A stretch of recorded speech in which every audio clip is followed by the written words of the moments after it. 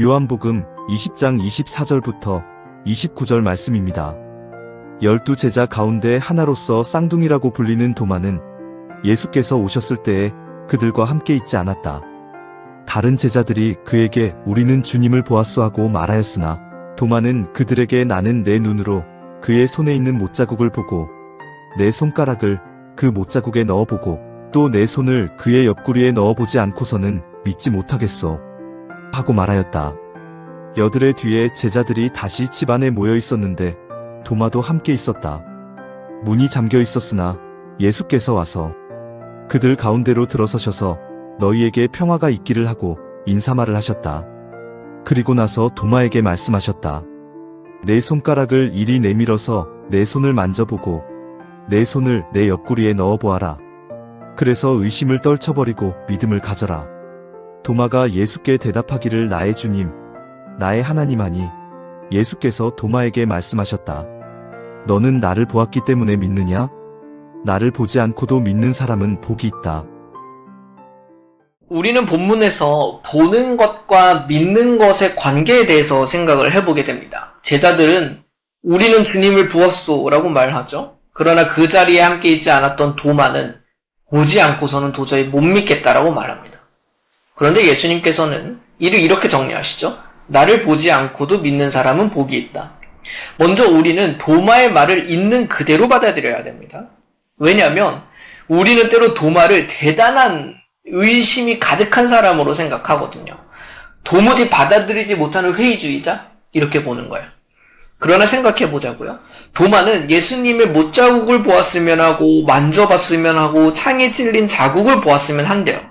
그런데 이게 다른 제자들보다 특별하게 의심이 많은 거냐고요. 그렇지 않잖아요. 바로 일주일 전에 다른 제자들이 경험한 게 이거거든요. 예수님께서는 제자들에게 손과 옆구리를 보여주셨고 그들도 그것을 보고 나서야 기뻐했다고요. 도마는 남들보다 더 많은 것을 봐야 믿겠다고 말하는 게 아닙니다. 똑같이 경험하고 싶다는 거예요. 도마는 왜 그 자리에 없었을까? 모르겠어요. 부활하신 예수님께서 그 자리에 오셨지만 도마는 없었습니다. 그래서 그는 일주일이 지나고도 여전히 믿지 못하는 사람으로 머물러 있었죠. 그 자리에 예수님께서 찾아오십니다. 예수님께서는 그렇게 만난 도마를 꾸짖지는 않으십니다. 오히려 그가 했던 말을 그대로 행해주세요. 내 손가락을 이리 내밀어서 내 손을 만져보고 내 손을 내 옆구리에 넣어보아라. 그래서 의심을 떨쳐버리고 믿음을 가져라. 사실 직접 해보지 않아도 예수님이 없을 때 했던 말들까지 도마의 생각까지도 다 알고 계신다는 사실 자체가 이미 저분이 예수님이심을 증명하는 것이죠. 그래서 그는 고백하는 겁니다. 나의 주님, 나의 하나님. 그러니 우리는 의심이라는 말을 다시 생각해 볼 필요가 있습니다. 예수님께서는 의심 자체를 정죄하지 않으셨습니다. 다만 의심을 떨쳐버리고 믿음을 가져라 라고 말씀하십니다. 우리의 신앙에 있어서 질문은 언제나 제기될 수 있습니다. 한낱 인간이 하나님의 것을 다 이해하고 알 수 없기에 우리에게는 수많은 질문과 의심이 생길 수밖에 없습니다. 문제가 있다면 질문이 있는지 없는지가 아니라 그 질문의 태도입니다. 질문과 의심을 가지는 것은 너무 자연스러운 반응입니다. 그러나 그래서 도마가 그 자리를 떠났다면 어떻게 되었을까?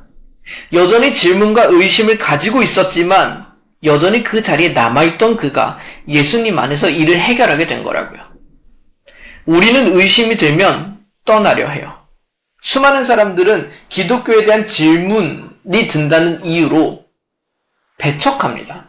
그렇게 될 때 우리의 믿음이 정말 흔들리게 되는 거예요.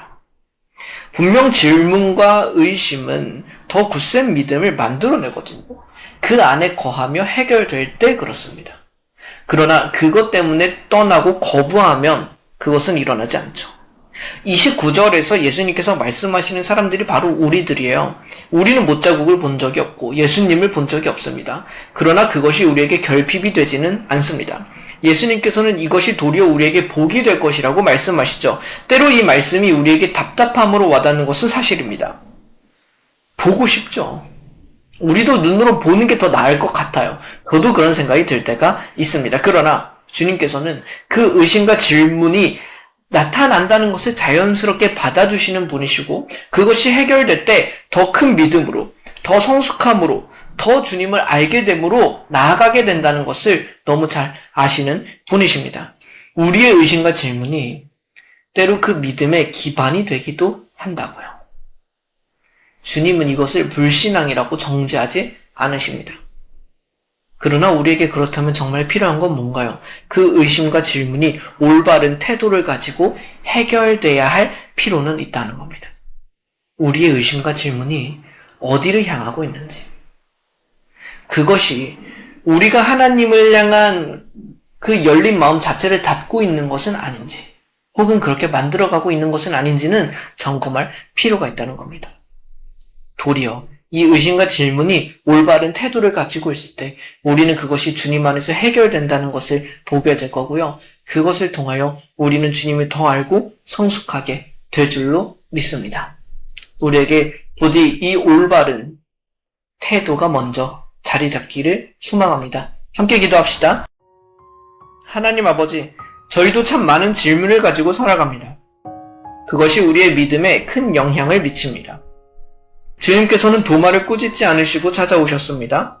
믿지 못함을 혼내지 않으셨고 품어주시며 믿도록 인도하여 주셨습니다. 그런 주님께서 우리에게도 그와 같은 일을 행해 주시는 줄로 믿습니다. 수없이 제기되는 의심과 질문 가운데 하나님께로 나아가게 하여 주시고 열린 마음과 올바른 태도를 가지게 하여 주시고 섣불리 이 의심을 정죄하지 않게 하시고 솔직하게 나아가 주 안에서 해결하게 하여 주십시오. 예수 그리스도의 이름으로 기도드립니다. 아멘.